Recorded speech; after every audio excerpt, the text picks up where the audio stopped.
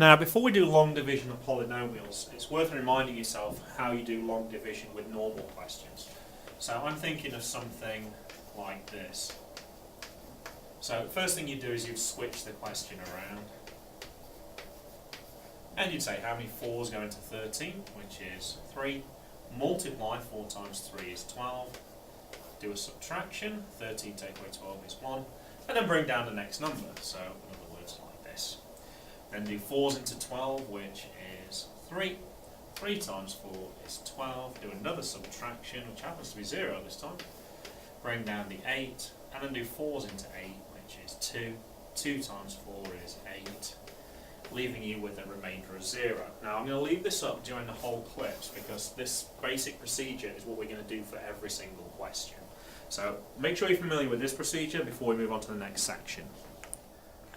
Now actually for this question, you do actually know how to answer this question from work we've done earlier. What you would actually do is you'd write this question as a fraction. You would then factor the top half of this, so x plus 2, x plus 3 over x plus 2, and then look for factors that appear on the top and bottom, which cancel out. So in this case, as you can see, it's x plus 3. So I'll make a note that we do know the answer already, but I want to show you how you would do that by long division as well. Now I think one of the more useful methods you can do, rather than saying how many 4s go into 13, which is what we said over here, is saying what do you times this by to get this? Now it's actually going to be the same answer anyway, but it's sometimes an easier way of thinking. So what do we times x by to get x squared? Well, of course the answer is x. We then multiply back like we did over here. So x times x would be x squared. X times by 2 would be 2x. And then what we did on this side was we subtracted those two answers. So put a subtract. I would also recommend that you put parentheses around here as well. Do the subtraction. X squared take away x squared cancels. In fact, if you don't get 0 here, you know you made a mistake. 5x take away positive 2x is 3x. And then you bring down the next number, just like we did on this side. And I'll continue with this question in the next clip. Okay, so we've done one part of our long division.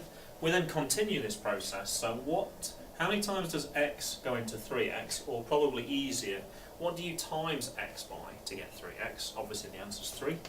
So I'll put plus 3 up here. We then multiply back. 3 times x is 3x, and 3 times 2 is 6. And as before, I'm going to put parentheses around this answer, and I'm going to do a subtraction. So 3x take away 3x is 0. 6 take away 6 is 0. So for this question, there is no remainder, which is sort of what we knew anyway. And the other factor would be x plus 3, which is what we wrote down earlier as well. Just to review, we'll do the old procedure. So we would factor this expression here, which is x plus 4, x minus 2. The divided by means we can turn this into a fraction. And then factors that appear on the top and bottom we cancel. So our answer to this question is going to be x plus 4 with no remainder. And I'll just make a note up here that that is the answer that we're looking for. And we'll check by using long division to see that we agree with that answer. So, first of all, we say, what do we times x by to get x squared? Once again, that would be x. Multiplying back here, x times x is x squared. X times negative 2 is negative 2x. And we're going to do a subtraction.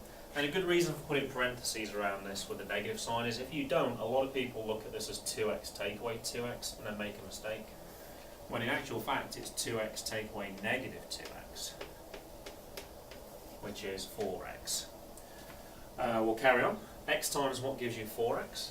That would be 4. 4 times x, 4 times negative 2. Do a subtraction, and once again there's no remainder. And you can see that our answer agrees with what we found using the previous method as well. Now, I'm not going to use slide and glide and do the old method. We're just going to do this by long division. So I've set the question up here. What do we times 2x by to give us 6x squared?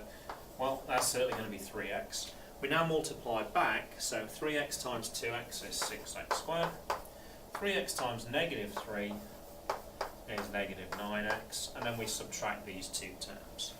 6x squared take away 6x squared is 0. Careful with this one, negative 5x take away negative 9x. Well, that means you're actually going to be adding 9x here.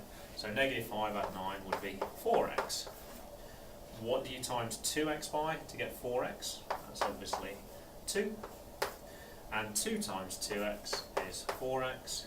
2 times negative 3 is negative 6. And when you do a subtraction, you find there's no remainder. So the answer to this question then would be 3x plus 2.